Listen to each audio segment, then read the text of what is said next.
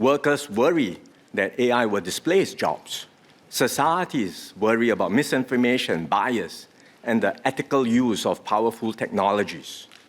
But fear cannot be Singapore's response. We will therefore establish a new National AI Council, which I will chair, to provide strategic direction and to drive Singapore's AI agenda.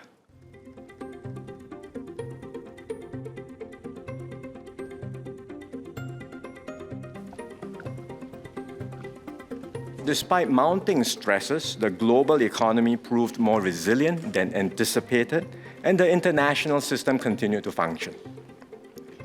This year, however, we may not be so fortunate. Amidst heightened global uncertainties, we expect a more moderate outlook for 2026.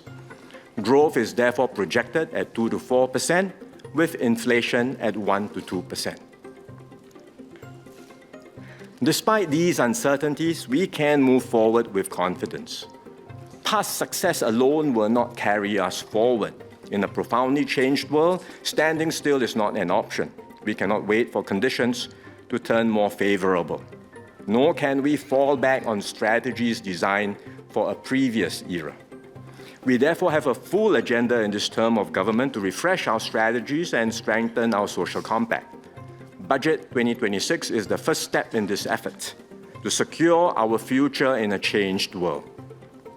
It lays the groundwork for how we will navigate our next phase of development together as one people.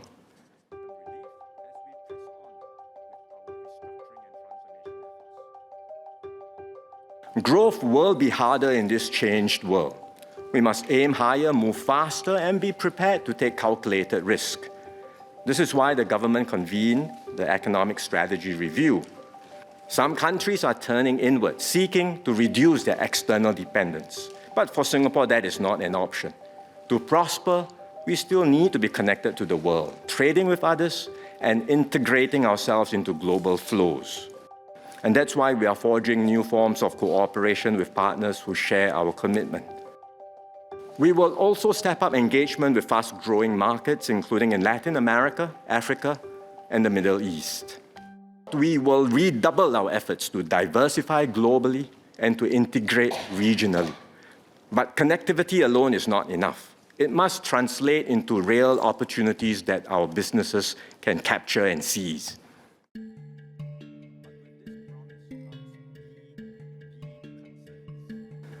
Workers worry that AI will displace jobs. Societies worry about misinformation, bias, and the ethical use of powerful technologies. These anxieties are real, and we must confront them squarely. But fear cannot be Singapore's response. We will therefore launch a new set of national AI missions. These missions will drive AI-led transformation in key sectors of our economy and push the boundaries of what is possible. We will focus on 4 sectors: advanced manufacturing, connectivity, finance, and healthcare. All this will require a coordinated national effort. We will therefore establish a new National AI Council, which I will chair, to provide strategic direction and to drive Singapore's AI agenda. So we will launch a new Champions of AI program to support firms with the ambition to use AI to comprehensively transform their business. Support will be tailored to each company and will include enterprise transformation and workforce training. And as these companies succeed, they will set benchmarks for their industries and inspire others to follow. To build a vibrant AI-enabled economy, it helps to have a focal point, one that brings together AI founders, practitioners, researchers, and innovators, and catalyzes more collaborations and interactions. We have started a pilot initiative called Lorong AI. It's a dedicated co-working space that serves as a convening hub for our AI community. We will build on this pilot and establish a larger AI park at One North. This will be a new cluster to catalyze ideas, forge collaborations, and translate AI initiatives into practical solutions for businesses and public services. Every Singaporean can take the initiative to learn and pick up AI-related skills. So we will redesign the Skills Future website to make AI learning pathways clearer and easier to access, so that Singaporeans can quickly find courses that match their work needs and proficiency levels. Learning must go beyond theory.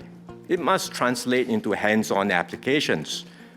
While most AI tools are free at a basic level, access to more advanced models requires a paid subscription.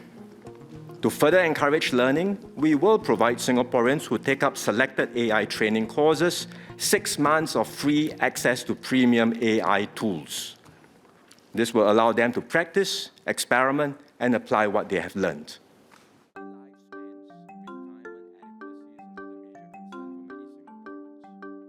Our aim is clear. Singaporeans who work and contribute to CPF consistently should be able to meet their basic retirement needs with confidence. We'll proceed with the next step of planned CPF contribution rate increases for senior workers in 2027. This will help older workers build up their retirement savings in their later working years.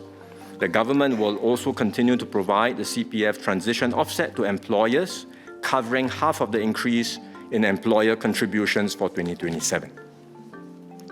Today, the CPF system provides stable, risk-free interest rates to help Singaporeans build up their retirement nest egg.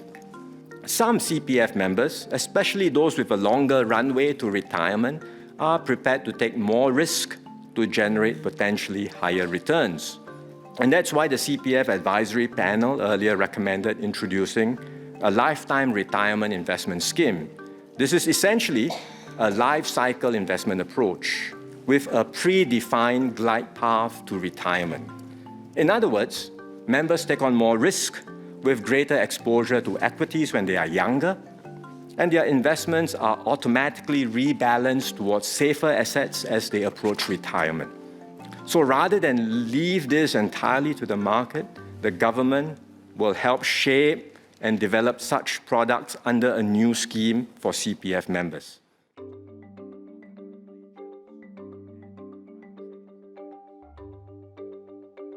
While Skills Future Singapore under MOE focused on skills training, we also had Workforce Singapore under MOM to engage employers and help job seekers find jobs.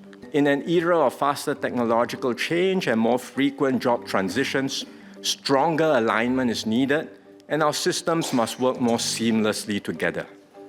We will merge Skills Future Singapore and Workforce Singapore into a new statutory board jointly overseen by MOE and MOM. This new agency will be a one-stop shop for skills training, career guidance, and job matching services. This goes beyond making an organizational change. It is about continually strengthening our system of lifelong learning and career support, so Singaporeans can adapt, grow, and realize their full potential.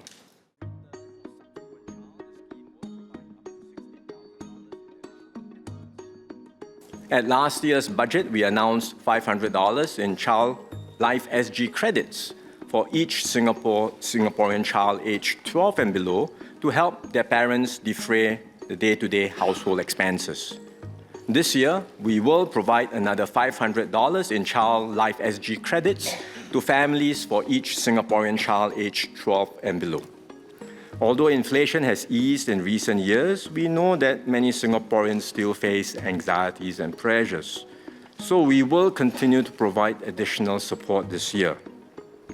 First, I will provide a cost of living special payment comprising $200 to $400 in cash to Singaporean adults earning up to $100,000 in assessable income and who do not own more than one property. Second, there will be additional USAVE rebates to help households with their utilities expenses. Eligible HDB households will receive 1.5 times the regular amount of USAVE rebates, or up to $570 this financial year. Third, I will provide another $500 in CDC vouchers.